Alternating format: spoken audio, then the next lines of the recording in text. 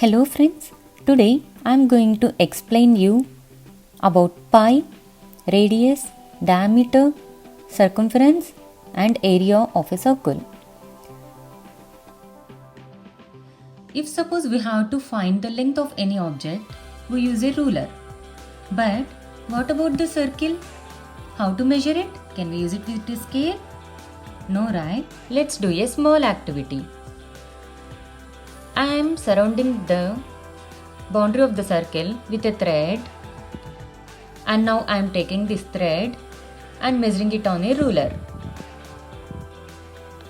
So, when I recorded the measurement, I got the circumference as 37.7. Now I am measuring the diameter of the circle. Diameter, the line passing through the center of the circle. When I measured it, I got the diameter as 12 centimeters. Now I am taking the ratio of circumference to diameter. I am getting 3.1415 and so on, some decimal digits. If you do with any size circle shaped object, the circumference of that circle to its diameter will be always 3.1415 and so on approximately. You can now pause the video, take any circle shaped object, you also measure the circumference and diameter using the ruler and try to find out the ratio. You will get 3.1415. If yes, put it in the comments. But this ratio 3.1415 and so on has so many digits which we can't even count. And every time writing this number will be little difficult. That is why we use the symbol pi. Anyone wonder why we have to use only this pi symbol? Why not any other symbol? Let me tell you. Pi is a Greek letter. Pi is the 16th letter, 16th alphabet.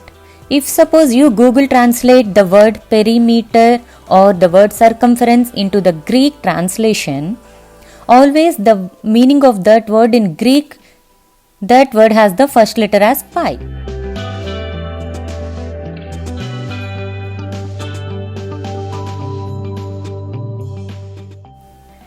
A diameter of a circle is a straight line segment that passes through the center of the circle and whose endpoints lie on the circle. Radius, a straight line from the center to the circumference of a circle. We call this line as radius.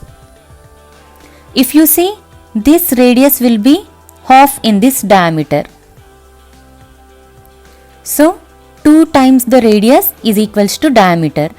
So diameter is equals to 2 times the radius. And from the activity, as we concluded that the circumference to diameter ratio will be equal to pi, this becomes circumference equals to pi multiplied by diameter.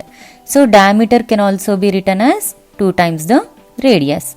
So this is equals to 2 pi r. This is how we get the circumference of the circle formula. If we know the radius of the circle, we can easily find the circumference of the circle using this formula. Now let's find the area of the circle. Area means the region occupied by the circle in a two-dimensional plane. I am dividing this circle into 4 equal parts and I am rearranging like this. Now I made the circle into still smaller parts. From 4 parts, now it is 10 parts. Now I rearranged these parts of the circle. Now I took half parts of this circle and I rearranged it like this. Here circumference of the circle is 2 pi r. Now half circle becomes 2 pi r by 2 So this perimeter or circumference will be pi r on this line, because this side, this half circumference we took and rearrange like this. Let's arrange the remaining parts also.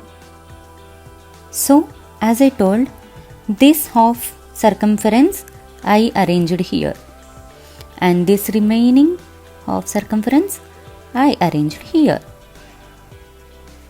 So this will be pi r, this will be pi r, and if you observe, this is radius. If you still make the circle like this into still smaller parts, then almost if you arrange in this way, almost will get a rectangle shape. So what is area of rectangle? It's base into height or length into breadth. So it will be pi r into r. This equals to pi r square. So if we cut the circle and rearrange the parts, it almost looks like a rectangle, and that's how we are calculating the area of circle, and we are getting it as pi r square. This is how we calculate the area and circumference of a circle. Hope you know about the terms pi, radius, diameter, area and circumference, and also the formulas of area and circumference. Hope you like this video. If you like it, please share and subscribe my channel. Thanks for watching.